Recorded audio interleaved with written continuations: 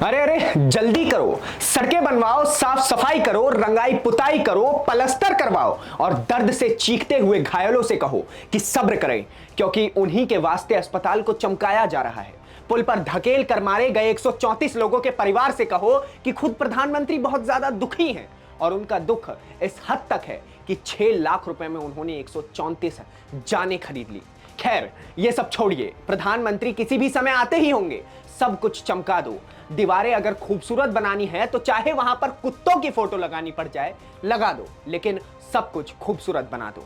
आप जरा ये सोचिए कि अस्पताल वालों को तो शायद इस बात की जरा भी शर्म नहीं है कि हमारे अस्पताल में घायल आए हैं तो उनके लिए चाक चौबंद व्यवस्था रहे, लेकिन नहीं, जैसे ही खबर उन्हें यह मिली कि प्रधानमंत्री महोदय पधार रहे हैं तो सब कुछ खूबसूरत बनाने के पीछे लग गए।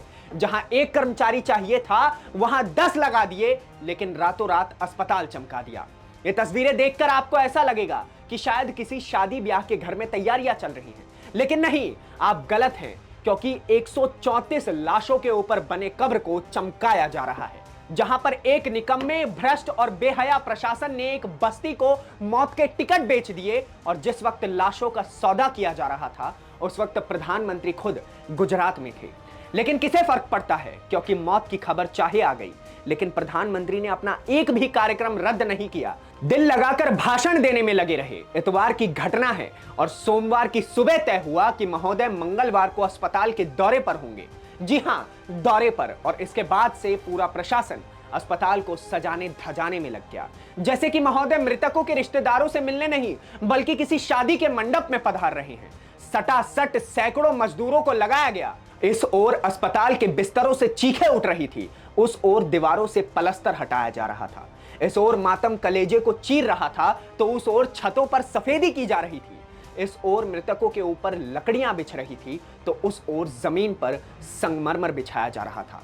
जिस अस्पताल के गंदे फर्श पर पड़ी हुई थी 100 से ज्यादा लाशें, उस अस्पताल के अंदर नए बेड लगाए जा रहे थे। जिस अस्पताल के पीने के पानी के लिए लोग छटपटा रहे थे, वहां पर ठंडक पहुंचाने के लिए वाटर कूलर लगा दिया गया।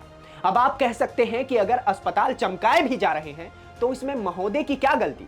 चलिए ठीक है, एक दिन पहले की तस्वीर देख लीजिए, जब लाशें ताजी थी, छोटे बच्चों की लाशें, बुजुर्गों की लाशें और कुछ लाशें तो निकली भी नहीं थी। उस समय महोदय क्या कर रहे थे?